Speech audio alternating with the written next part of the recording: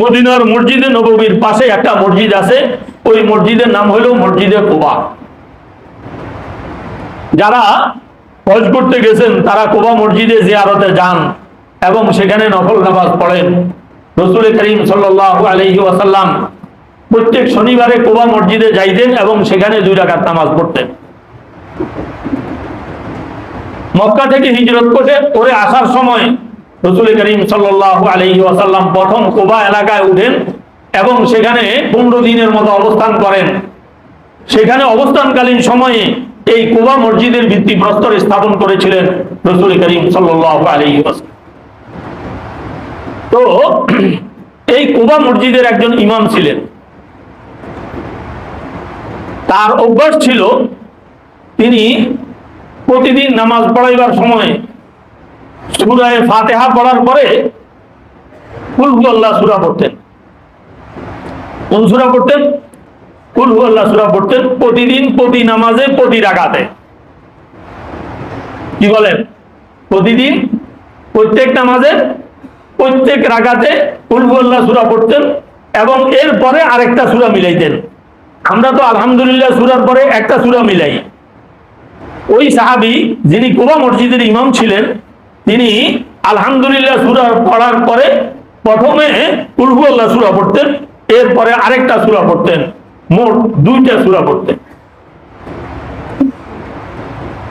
মুসল্লিগণ অল্প কিছুদিন তো সেটা মেনে নিল। এরপরে আস্তে আস্তে প্রশ্ন উত্থাপন করা শুরু করলো যে এটা আবার কেমন কথা, উনি 2 সূরা পড়বে কেন? 1 সূরা পড়ো, কুল হুয়াল্লাহ পড়লে কুল হুয়াল্লাহ পড়ো, আর না হলে অন্য সূরা পড়তে চাইলে অন্য সূরা পড়ো। একদিন মুসল্লিগণ ওনার কাছে এই কথাটা বলেই ফেললেন যে আপনি প্রতিদিন 2টা সূরা দিয়ে নামাজ পড়ান, একটা হলো কুল হুয়াল্লাহ, আরেকটা হলো অন্য সূরা। তো আপনি কুল হুয়াল্লাহ দিয়ে পড়াইলে কুল হুয়াল্লাহ দিয়েই পড়ান, আর যদি কুল হুয়াল্লাহ দিয়ে না পড়াইতে চান তাহলে অন্য সূরা দিয়ে পড়ান, কিন্তু 2 সূরা কেন পড়বেন? এটা রাসূল করিম সাল্লাল্লাহু আলাইহি ওয়াসাল্লামের জীবদ্দশার ঘটনা।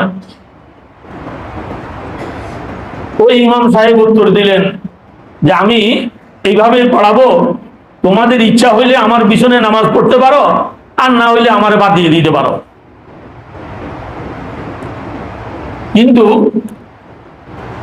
কুবাবাসী দেখলেন যে পুরা কুবা এলাকার মধ্যে তিনি ছিলেন সবচেয়ে বেশি বুজুর্গ আল্লাহওয়ালা ব্যক্তি, তো ওনাকে বাদ দিয়ে অন্য কাউকে ইমাম বানাইতেও তারা চাইলেন না, আবার এটাও মেনে নিতে পারলেন না।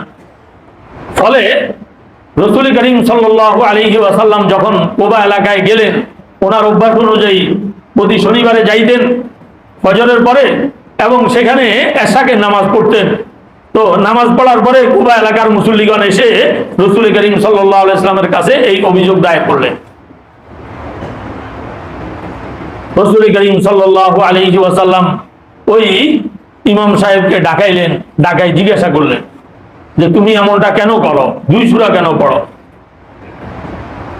তোমার মুসল্লিরা যেটা বলতেছে সেটা শুনতেছো না কেন?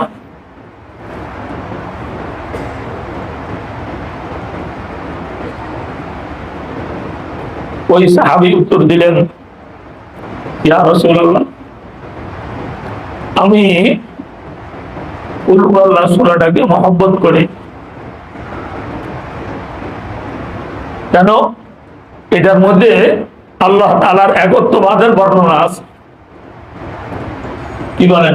কুল হুয়াল্লাহ সূরার মধ্যে আল্লাহ তাআলার কি একত্ববাদের বর্ণনা আছে। কুল হুয়াল্লাহ সূরার অর্থ কি? কুল, হে নবী আপনি বলে দেন, হুয়াল্লাহু আহাদ, তিনি একমাত্র আল্লাহ পাক সুবহানাহু ওয়া তাআলা এক এবং অদ্বিতীয়। আল্লাহুস সামাদ, আল্লাহ পাক সুবহানাহু ওয়া তাআলা অমুখাপেক্ষী, দুনিয়ার কোনো মানুষের মুখাপেক্ষী নন। দুনিয়ার সকল মানুষ তার মুখাপেক্ষী, তিনি কারো মুখাপেক্ষী নন। লাম ইয়ালিদ ওয়া লাম ইউলাদ, আল্লাহ পাক সুবহানাহু ওয়া তাআলা কাউকে জন্ম দেন নাই, অর্থাৎ তার কোনো সন্তান নাই। কি বলেন? আল্লাহ তাআলার কোনো সন্তান আছে? নাই।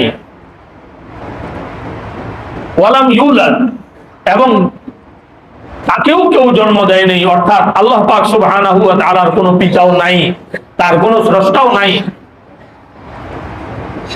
ওয়ালাম ইয়াকুল লাহু কুফুয়ান আহাদ, তার সমকক্ষ আর কেউ নেই। তো এই সূরার মধ্যে আল্লাহ পাক সুবহানাহু ওয়া তাআলার একত্ববাদের বর্ণনা হয়েছে এবং কিছু শিরকি আকীদা বিশ্বাসের খণ্ডন করা হয়েছে। আল্লাহ তাআলার সন্তান আছে বলা, এটাও আল্লাহ তাআলার সাথে কি করা? শিরিক করা। এই ধরনের কিছু শিরকি আকীদা বিশ্বাসের খণ্ডন করা হয়েছে এবং আল্লাহ তাআলার একত্ববাদের বর্ণনা করা হয়েছে। এই জন্য আমি এই কুল হুয়াল্লাহ সূরাকে মহব্বত করি, এই জন্য নামাজের কোন রাকাতে এটা আমি ছাড়তে পারি না। আমার মনে চায় এটা আমি পড়ি।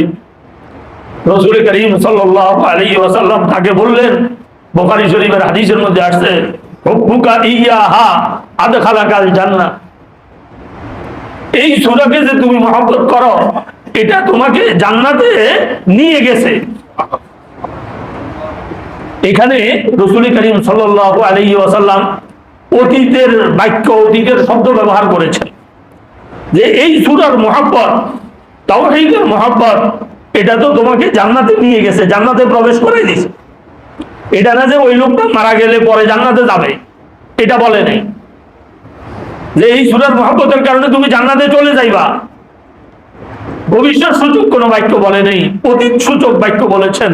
যখন বুকা ইয়াহা আদখালাকাল জান্নাহ, এই তাওহীদের মহব্বত তোমাকে জান্নাতে নিয়ে যাবে।